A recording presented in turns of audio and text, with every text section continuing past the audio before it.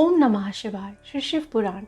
चंचुला के प्रयत्न से पार्वती जी की आज्ञा पाकर तुम्बुरु का विंध्य पर्वत पर शिव पुराण की कथा सुनाकर बिदुंग का पिशाच योनि से उद्धार करना तथा उन दोनों दंपत्ति का शिव धाम में सुखी होना। सूची बोले शौनक, एक दिन परमानंद में निमग्न हुई चंचुला ने उमा देवी के पास जाकर प्रणाम किया और दोनों हाथ जोड़कर वह उनकी स्तुति करने लगी। चंचुला बोली, गिरिराज नंदिनी, स्कंद माताओं में मनुष्यों ने सदा आपका सेवन किया है।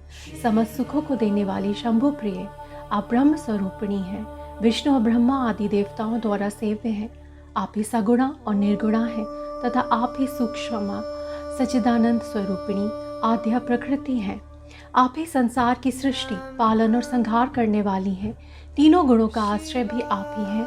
ब्रह्मा, विष्णु और महेश्वर, इन तीनों देवताओं का आवास स्थान तथा उनकी उत्तम प्रतिष्ठा करने वाली पराशक्ति आप ही हैं। सूत जी कहते हैं, शौनक, जिसे सद्गति प्राप्त हो चुकी है वह चंचुला इस प्रकार महेश्वर पत्नी उमा की स्तुति करके सिर झुकाए चुप हो गई। उसके नेत्रों में प्रेम के आंसू उमड़ थे। तब करुणा से भरी हुई शंकर प्रिय भक्त वत्सला पार्वती देवी ने चंचुला को संबोधित करके बड़े प्रेम से इस प्रकार कहा। पार्वती बोली, सखी चंचुले सुंदरी, मैं तुम्हारी की हुई स्तुति से बहुत प्रसन्न हूँ। बोलो, क्या वर मांगती हो? तुम्हारे लिए मुझे कुछ भी अधेय नहीं है। चंचुला बोली, निष्पाप गिरिराज कुमारी, मेरे पति बिदुंग इस समय कहाँ हैं? उनकी कैसे गति हुई है यह मैं नहीं जानती। कल्याणमयी दीनवत्सले, मैं अपने उन पतिदेव से जिस प्रकार संयुक्त हो सकूं वैसा ही उपाय कीजिए। महेश्वरी, महादेवी, मेरे पति एक शूद्र जातीय वैश्या के प्रति आसक्त थे और पाप में ही डूबे रहते थे। उनकी मृत्यु मुझसे पहले ही हो गई थी। न जाने वे किस गति को प्राप्त हुए। गिरिजा बोली, बेटी, तुम्हारा बिदुंग नाम वाला पति बड़ा पापी था। उसका अंतःकरण बड़ा ही दूषित था। वैश्या का उपभोग करने वाला वह महामूढ़ मरने के बाद नरक में पड़ा।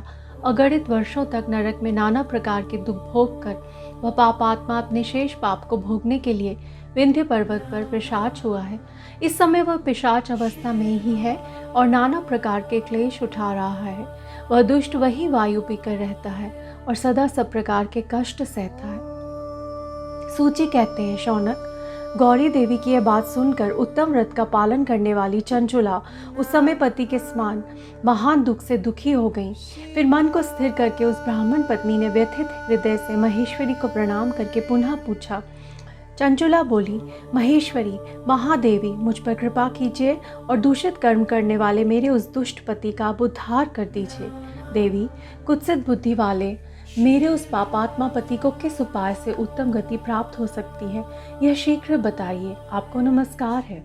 पार्वती ने कहा, तुम्हारा पति यदि शिव पुराण की पुण्यमयी उत्तम कथा सुने तो सारी दुर्गति को पार करके वह उत्तम गति का भागी हो सकता है। अमृत के समान मधुर अक्षरों से युक्त गौरी देवी का यह वचन आदर पूर्वक सुनकर चंचुला ने हाथ जोड़ मस्तक झुकाकर उन्हें बारंबार प्रणाम किया और अपने पति के समस्त पापों की शुद्धि तथा उत्तम गति की प्राप्ति के लिए पार्वती देवी से यह प्रार्थना की, मेरे पति को शिव पुराण सुनाने की व्यवस्था होनी चाहिए। उस ब्राह्मण पत्नी के बारंबार प्रार्थना करने पर शिव प्रिया गौरी देवी को बड़ी दया आई। उन भक्त वत्सला महेश्वरी गिरिराज कुमारी ने भगवान शिव की उत्तम कीर्ति का गान करने वाले गंधर्वराज तुम्बुरु को बुलाकर उनसे प्रसन्नता पूर्वक इस प्रकार कहा, तुम्बुरु, तुम्हारी भगवान शिव में प्रीति है। तुम मेरे मन की बातों को जानकर मेरे अभीष्ट कार्यों को सिद्ध करने वाले हो, इसलिए मैं तुमसे एक बात कहती हूँ, तुम्हारा कल्याण हो। तुम मेरी सखी के साथ शीघ्र ही विंध्य पर्वत पर जाओ। वहाँ एक महाघोर और भयंकर पिशाच रहता है। उसका वृतांत तुम आरंभ से ही सुनो। मैं तुमसे प्रसन्नता पूर्वक सब कुछ बताती हूँ। पूर्व जन्म में वह पिशाच बिदुंग नामक ब्राह्मण था। मेरी सखी चंचुला का पति था, परंतु वह दुष्ट वैश्यागामी हो गया। स्नान, संध्या आदि नित्य कर्म छोड़कर अपवित्र रहने लगा। क्रोध के कारण उसकी बुद्धि पर मूर्ता छा गई थी। वह कर्तव्यकर्ता का विवेक नहीं कर पाता था। अभक्ष, भक्षण, सज्जनों से द्वेष और दूषित वस्तुओं का दान लेना, यही उसका स्वाभाविक कर्म बन गया था। वह अस्त्र शस्त्र लेकर हिंसा करता, बाएं हाथ से खाता, दीनों को सताता और क्रूरता पूर्वक पराई घरों में आग लगा देता। चांडालों से प्रेम करता और प्रतिदिन वैश्या के संपर्क में रहता था। बड़ा दुष्ट था। वह पापी अपनी पत्नी का परित्याग करके दुष्टों के संग में ही आनंद मानता था। वह मृत्यु पर्यंत दुराचार में ही फंसा रहा। फिर अंत काल आने पर उसकी मृत्यु हो गई। वह पापियों के भोग स्थान घोर यमपुर में गया और वहाँ बहुत से नरकों का उपभोग करके वह दुष्ट आत्मा जीव इस समय विंध्य पर्वत पर पिशाच बना हुआ है। वहाँ वह दुष्ट पिशाच अपने पापों का फल भोग रहा है। तुम उसके आगे यत्न पूर्वक शिव पुराण की उस दिव्य कथा का प्रवचन करो जो परम पुण्यमयी तथा समस्त पापों का नाश करने वाली है। शिव पुराण की कथा का श्रवण सबसे उत्कृष्ट पुण्य कर्म है। उसे उसका हृदय शीघ्र ही समस्त पापों से शुद्ध हो जाएगा और वह प्रेत योनि का परित्याग कर देगा। उस दुर्गति से मुक्त होने पर बिदुंग नामक पिशाच को मेरी आज्ञा से विमान पर बिठाकर तुम भगवान शिव के समीप ले आओ। सूची कहते हैं, शौनक, महेश्वरी उमा के इस प्रकार आदेश देने पर गंधर्व राज तुम्बुरु मन ही मन बड़े प्रसन्न हुए। उन्होंने अपने भाग्य की सराहना की। तत्पश्चात उस पिशाच की सती साध्वी पत्नी चंचुला के साथ विमान पर बैठकर नारद के प्रिय मित्र तुम्बुरु वेग पूर्वक विंध्याचल पर्वत पर गए जहाँ वह पिशाच रहता था। वहाँ उन्होंने उस पिशाच को देखा। उसका शरीर विशाल था, ठोड़ी बहुत बड़ी थी। वह कभी हंसता, कभी रोता और कभी उछलता था। उसकी आकृति बड़ी विकराल थी। भगवान शिव की उत्तम कीर्ति का गान करने वाले महाबली तुम्बुरु ने उस अत्यंत भयंकर पिशाच को पाशों द्वारा बांध लिया। तदनंतर तुम्बुरु ने शिव पुराण की कथा बांचने का निश्चय करके महोत्सव युक्त स्थान और मंडप आदि की रचना की।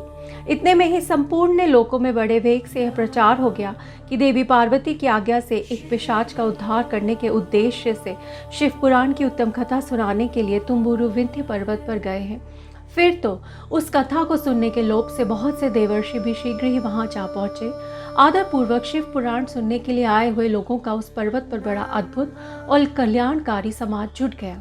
फिर तुम्बुरु ने उस पिशाच को पाशों से बांधकर आसन पर बिठाया और हाथ में वीणा लेकर गौरीपति की कथा का गान आरंभ किया।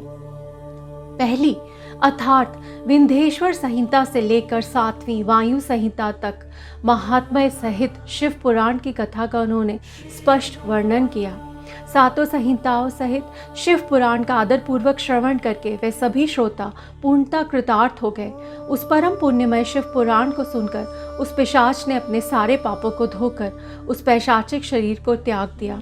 फिर तो शीघ्र ही उसका रूप दिव्य हो गया। अंगकांति गौर वर्ण की हो गई। शरीर पर श्वेत वस्त्र तथा सब प्रकार के पुरुषोचित आभूषण उसके अंगों को उद्दासित करने लगे। वह त्रिनेत्रधारी चंद्रशेखर रूप हो गया।